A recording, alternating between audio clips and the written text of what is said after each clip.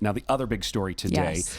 more measles in Ohio. This one came out, just yesterday evening. Franklin County Public Health put out an alert saying, hey, if you were at the CVS up on Cleveland Avenue, and this is the one that's up there all the way by Off Schrock, Road. right? Yeah, Schrock Road.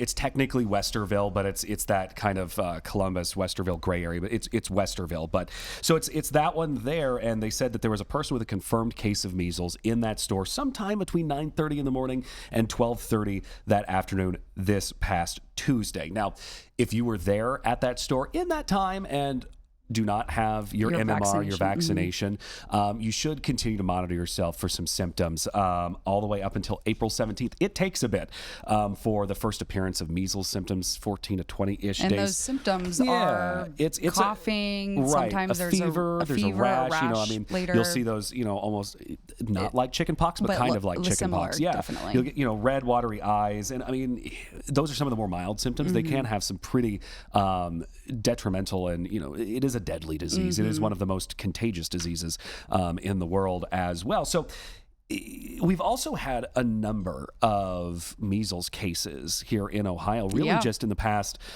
couple months. I think, let's see, I checked the ODPH's website earlier this morning. They've had 11 so far this year. 11, okay. Which, looking back a couple years, that's, they've gone up. We've seen significantly more increasing measles cases over the past few years. In the year 2000, we did not have any measles. Yeah. It was gone. Yeah. And now it's slowly coming back. Right. The U.S. has been considered measles-free since 2000. And that kind of, the premise of that is that enough of the country has been vaccinated or considered immune from measles since then to basically prevent any sort of outbreak. And that level of immunity is needed to keep that status. But in the past few years, we've seen dwindling vaccination numbers.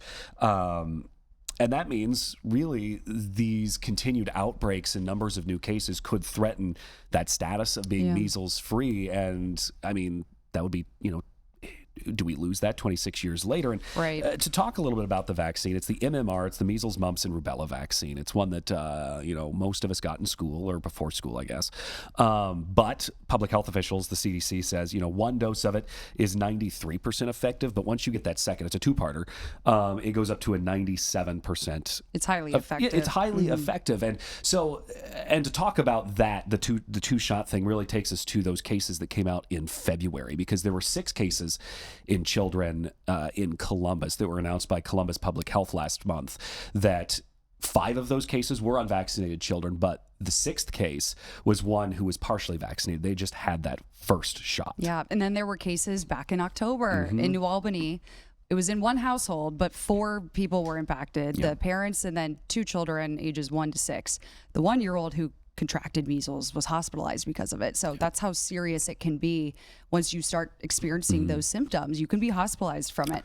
So I spoke to Dr. Mashika Roberts. She's the health commissioner at Columbus Public Health. This is from back in October, but she speaks about how important it is to get your kids vaccinated and at what time is the best time to do that. Take a listen.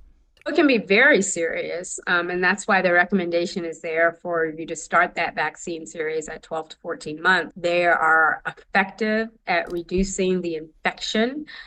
They keep kids in the classroom. They keep parents at work or where the parents need to be, whether that's at home or at work. Yeah, so she talks about the 12 to 14 months. That's kind of like the golden time to get that vaccine that doctors recommend, but you can get it anytime after that.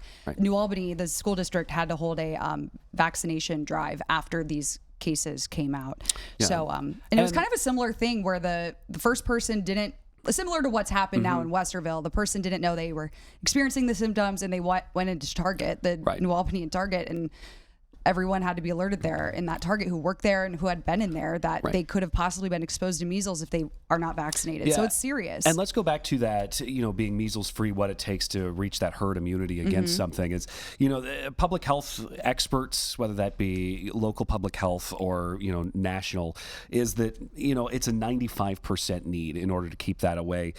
For the 24-25 school year, we've really started to see vaccination rates among kindergartners drop because it's one of those you had to have it to come into school, and that's kind of been dialed back. But the CDC reported just 92.5% of kindergartners had it, so that is below that 95% rate that public health officials say is needed in order to prevent an outbreak. Yeah. So we'll keep following that as well. Hopefully no more cases pop up, but we will obviously monitor all of that.